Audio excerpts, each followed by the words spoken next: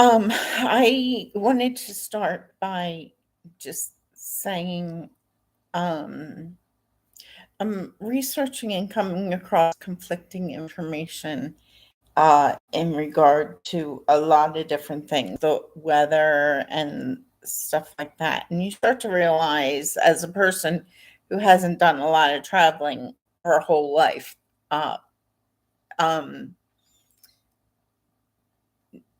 I've never left the United States other than a trip when I was like 17 years old in 1981.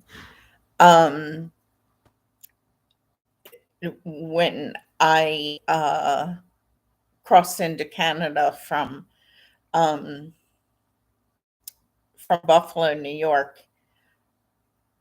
Uh, and the reason I'm pausing and hesitating is because of the word linkage and other topics I've spoken on um, recently, as in yesterday.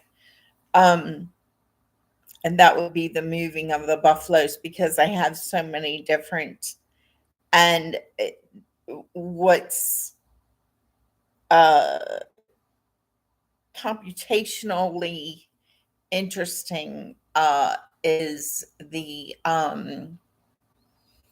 fact that uh, as I pulled information up this morning because I'm trying to make a decision on a rather large purchase this coming few weeks, and uh, to come to get on the internet, and the first stories are that uh, of course about the economy, and then about the computer technology world, and then about the weather. Um, and so it all makes decisions such as I have to make, or am sort of looking, but I'm not an expertise looking to make in the next few weeks. Um, the and the quote unquote interested parties are in my immediate not personal life, are those who are um part of your life when you're trying to make these type of decisions, as in people who are part of your financial life, or have interests in your financial life. And even that word goes it carries in kind of deeply into different directions. uh the need to pay attention to all these things is becoming more and more transparent. Is that the right word? um and really sort of reiterates the condition of the constant and continual improving of our minds, intellectual, emotional, and of course our physical beings. And then you start to realize it at a more aware level as to the parties who are still trying to come into your life in a parasitic sort of um, way. And it's ironic and not so ironic. One conversation that I had yesterday, and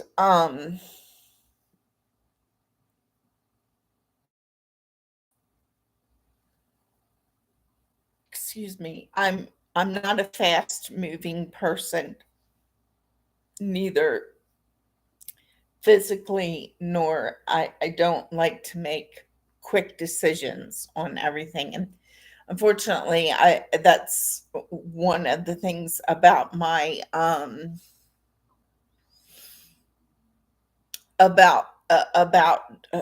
the type of person I am intellectually and emotionally. Um, that's a way that I've been taken advantage of in past years. I don't just grab a nugget of information and run with it as far and as far as I possibly can. I find that to be an activity or a strategy of someone who's maybe not in such good standing in character or integrity.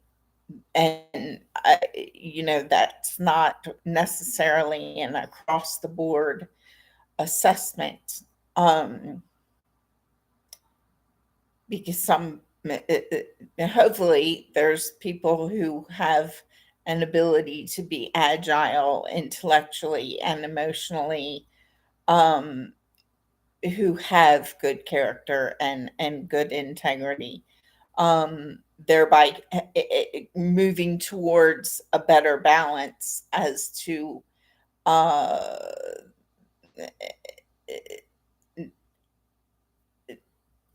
where in past recent years, decades, 2, 3, 4, I think that the non-good charactered person who had agility, they were winning the battle of so much. Um, and I think that more and more people, more and more human individuals are beginning to realize the importance of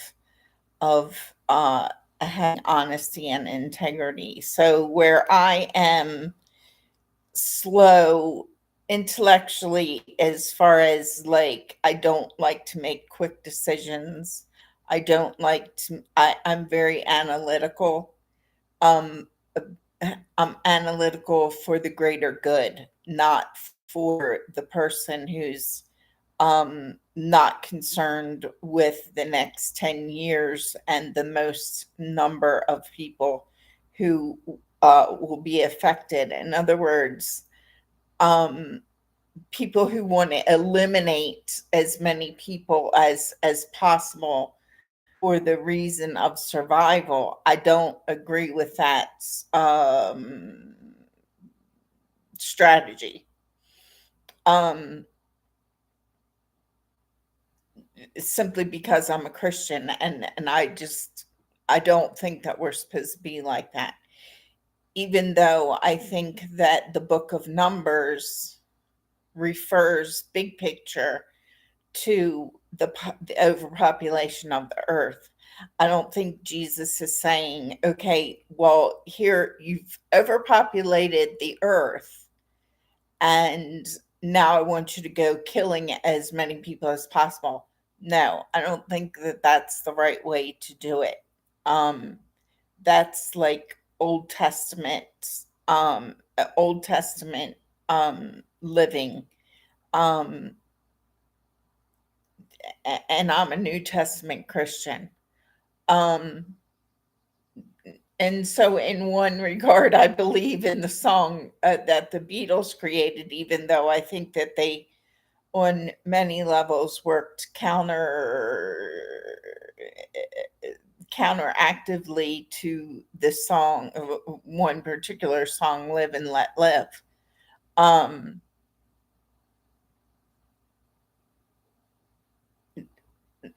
and that's my I believe in that philosophy also, except for where my personal calling is, and that is in regard to my biological children and my biological grandchildren and their well-being. Um, because part of my interpretation of live and let live is you have your biological children and your philosophy and your way of living, and unless it encroaches on me and or my children, then what and how you live is your business, I think. um and women who have given birth to children, again, is who I'm reaching out to, on a constant basis, to have an understanding of the way that things have been done for so many centuries, and to stand up against the way that things have been done.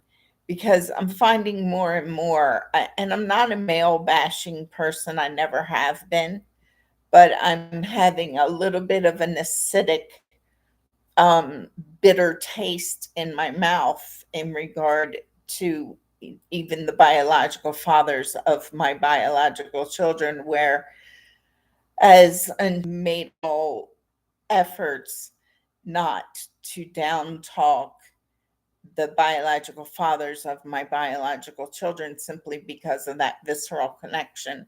And I feel like attacking the biological fathers of my biological children is, in effect, um, either long or short term, ill affecting my children. So I find it uh, ironic and interesting, the not really interesting as in laissez-faire, interesting as in, not in that way, but it's ironic the number of men who have fathered children in and around the world, in different cultures, with the the the very aware purpose in their own, each of their own minds, of um keeping themselves safe and having as many homesteads as they possibly can, um so that they have a place to run to, when things start to get bad. And they and the women who have operated and run their lives in the same manner, the relationship spoilers and stuff, and these types of people, um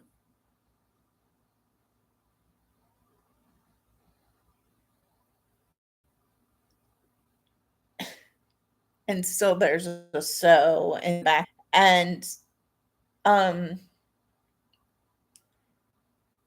therefore it becomes more and more, the fact of my issue with identity theft and all that, it all comes to the forefront in comprehending, not really comprehending, because I understand it logically, what their strategy is, but I don't understand it with compassion. And I'm not going to, as I have in the past, naively, because I didn't realize all of this. And I'm not the type of character that any of them are. I'm not motivated by jealousy. And in fact, I make all efforts not to be motivated by jealousy, um, because I realize that women and men use jealousy as a motivation to move you and to get what they want or need. And you become very aware of all the uh peripherals going on around you, um and to turn to look for information on, as to making your next move within you're within the parameters of your own character of what you're trying to maintain and present and want to expand, um want and need to expand for the condition of human existence. Because even when you turn back to I don't know, Neanderthal times and such, and you discover that the earth rejuvenates itself. And I think, excuse me, a part of the solar systemic. That's how my daughter Elsa would say it when she was little. She's probably corrected it within her own within in her own self acknowledgement. But that's how, and I have to talk about that because my daughter Elsa. That means that lets me know that my daughter Elsa is coming through me. Um, um,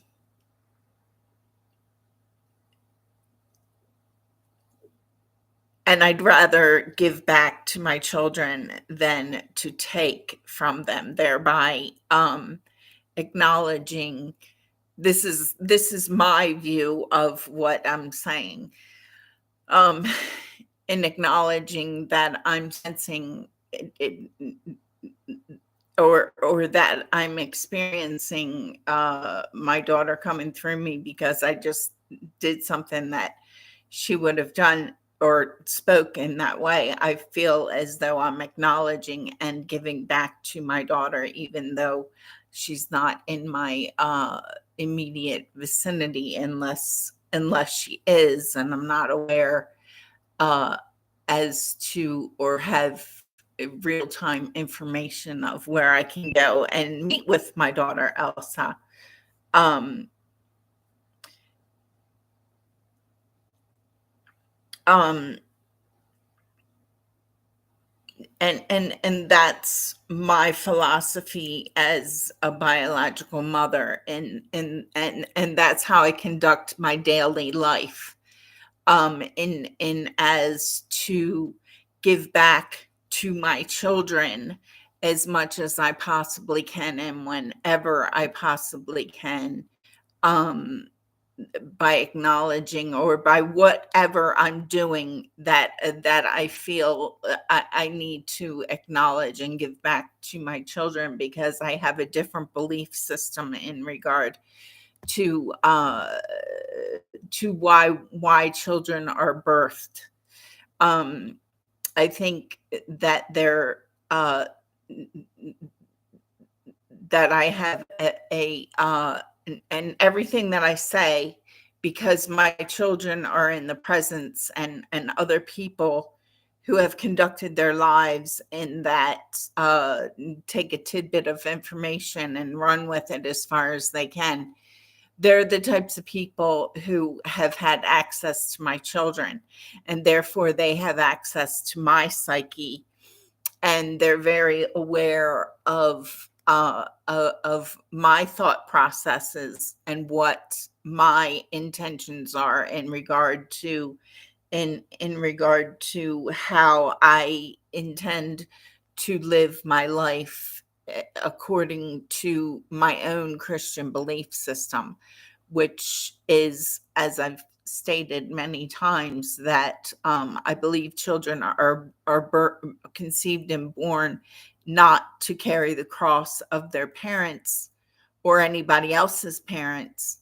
However, to that they're born with their own increased knowledge uh, of of of the universe, um, and they should be allowed to share in a moral way through conversation. Um, and they shouldn't be subjected to people who think that it's okay to extract information from a child in immoral ways. Um,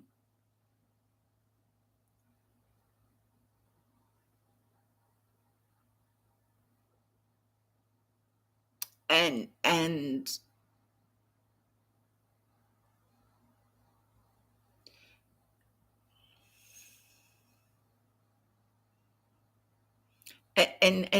so it makes, the whole litigational system and the people who have made money throughout the centuries on litigation of such things that I was running into yesterday, like a stolen bottle of whiskey from uh,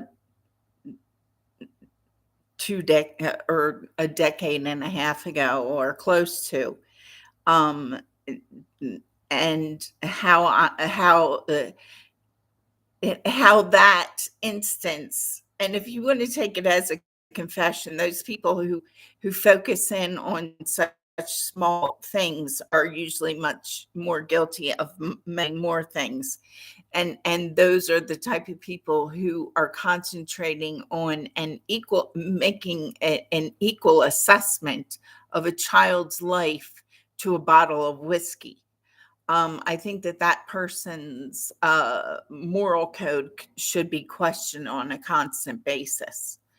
Um, on a constant basis. Um, eh, uh, and to go back in history, um, and right now I'm looking for the connection of the way things have been done throughout history, um and and asking questions about this debt ceiling, because you certainly know that there's a connection, um and to consider the age and the characters and the moral codes of those in Congress who are refusing to do whatever it is to do to make more Americans safe. You have to ask the question. There's been so much illegal immigration in the U.S., and I've talked about this before, and I'm not afraid to talk about it now. Obviously, I think I don't know or understand, and because there's so much in the system, like because of the amount of corruption and everything, up to and including illegal immigration. And I don't have access to, U.S. Accounting information, federal accounting information. Um, but from a very novice standpoint, I truly don't see where any other nation can make any real claim on U.S. monies. I honestly can't, because there's been so much. I would be fighting more for the children, from a standpoint of and seeing how children have been used throughout the centuries, internationally. And every kingdom has the same strategy. But this whole debt ceiling thing, I really don't understand. And I don't find it a valid claim from an outside national interest standpoint. Um, and again, I'm an American citizen who has experienced, very much opposition within my own financial life and within my own personal life, uh, within local, state, and national governments.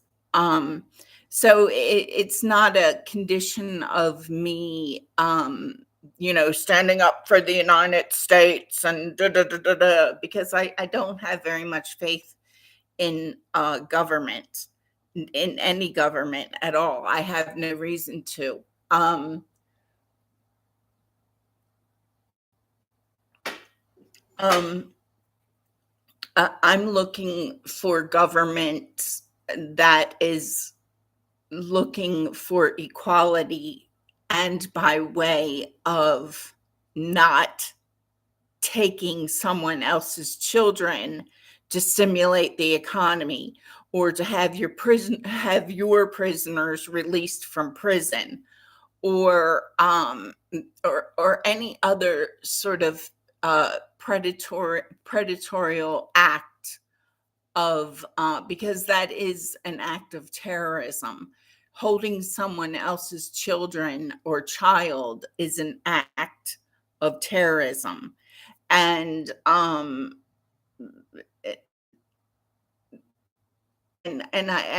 think that efforts should be placed on unfunding uh, governments, entities such as child protection services, because in my case, it was not. It was taking someone's children. In my view, is a violation of civil rights. So to say that I'm a United States citizen, and yet the government is who I have been violated by in regard to my civil rights, it just is all very, it's not only confusing, it's counterintuitive, and it's and it there has to be a collective realization, not I forget what the expression is within groupthink, not as in groupthink necessarily, but a true aha moment as to, you know what, she's right. It is a violation of civil rights to take, and that's a federal thing. And to consider that there's all this legalization of marijuana and everything, which, if you want to use the word guilty, I was on board with, but didn't actively participate in the movement. And anyone who tries to tell me, well, you went here at this time and you went there, so you were, I was not an active, aware participant in the legalization of marijuana. And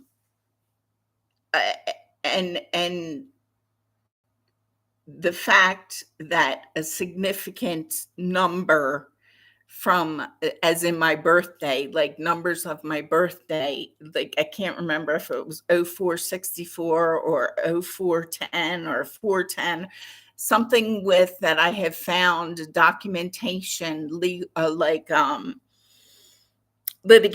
documentation, with what do they call it, like a statute or whatever paperwork was filed within the process, the number, the documentation number, the statute number, or whatever statute or whatever that legal document filing is called, in verbal form, the number attached to that filing was a significant number, and I happenstanced across that information, and had an aha moment myself.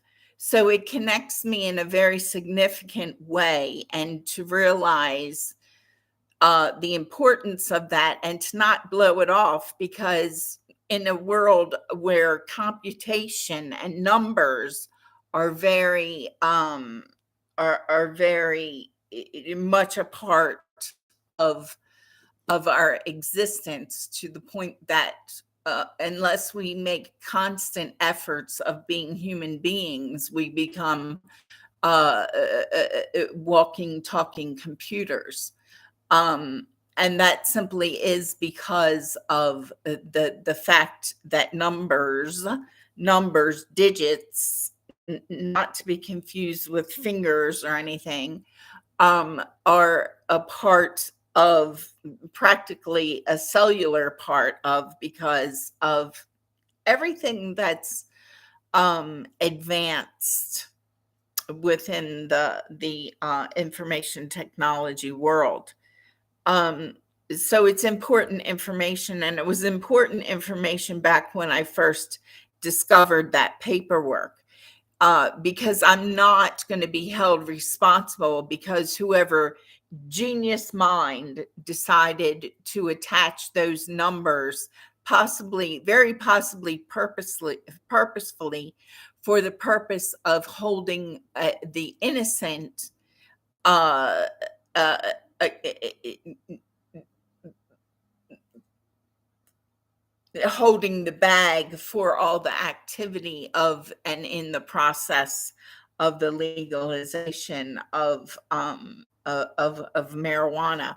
And there's other things going on now also, but the fact of the matter is, I am not, and was not, a conscious um part of the legalization of marijuana. And the reason that comes into play is because of the federal laws in conflict with local and state laws. Um, and again, it's another place within the American government that becomes very it becomes so muddy, um that keeping your head above what is going on, so that you're not drowning, as I felt and has described in the past, as standing at the bottom of a vortex of a tornado or a whirlpool, trying to swim up the sides of the whirlpool. Now, I'll say that the whirlpool is shrinking from, and I'm talking obviously metaphorically. The whirlpool in comparison to where I felt when I was going through the process of CPS, and that the and the government taking my children from me, and not understanding at that time what the heck I was experiencing.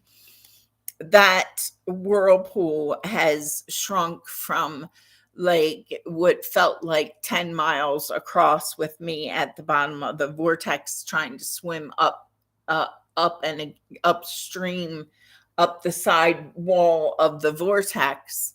That whirlpool has shrunk to some degree. um but I'm still trying to get to the top of the whirlpool, um to keep my head above, not above in judgment, but above, and from drowning within all the information, and trying to sort through, and and to be able to present what I think is a better way of of conducting uh our lives as individuals, and in trying to help each other. I'm trying to help my children, even though I don't have direct uh communication with them. And then uh, and and then to try to affect my community and those around me, by way of helping as much as I can, within the parameters of my own of my own existence, which that part is very, excuse me, I'm sorry. Um, the parameters of my ability to affect are sort of limited because of my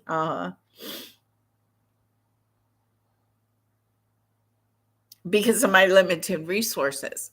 Um, so again, my main purpose for video journaling or whatever is one, to keep myself on that swim upstream towards having my head above the vortex, and to help those I care about um, to do the same, and then to help my my the surrounding community as much as I can. And sometimes those lines cross because the community around me isn't always in agreement with the way that I feel like we should be conducting ourselves as individuals, and that is putting children first, no matter what race, creed, or religion they have to happen to be, and to keep the jealousy people at bay as much as possible, and to hold accountable um, people who have had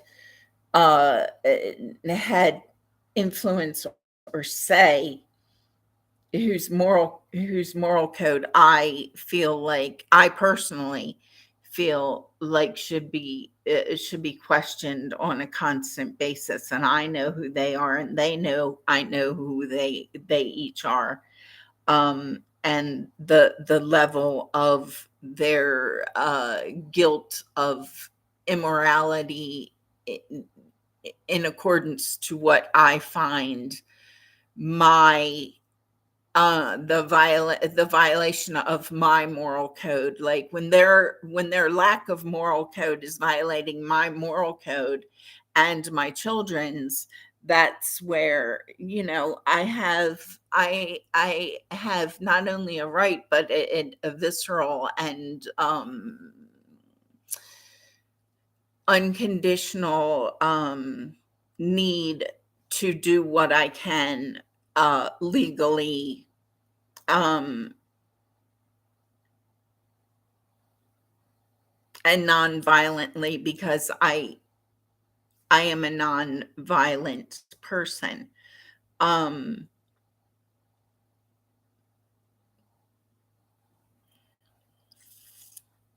and that's simply another way I need to affect the community around me in a non-violent manner, because so many people who have stood against me and violated my human and civil rights have used violence to stand against me.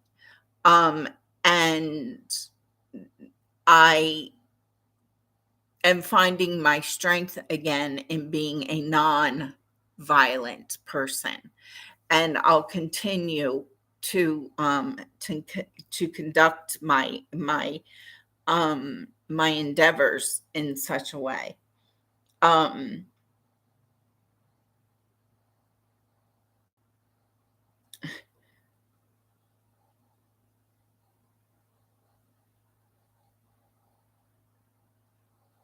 and to slow down the people who have used violence as a way of getting their way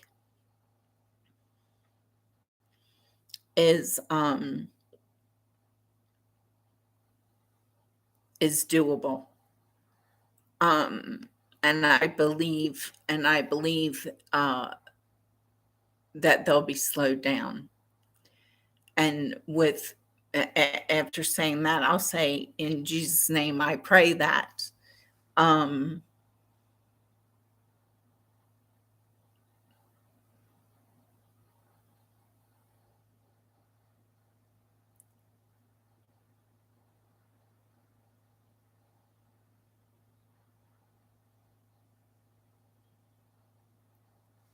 And so I'm going to end my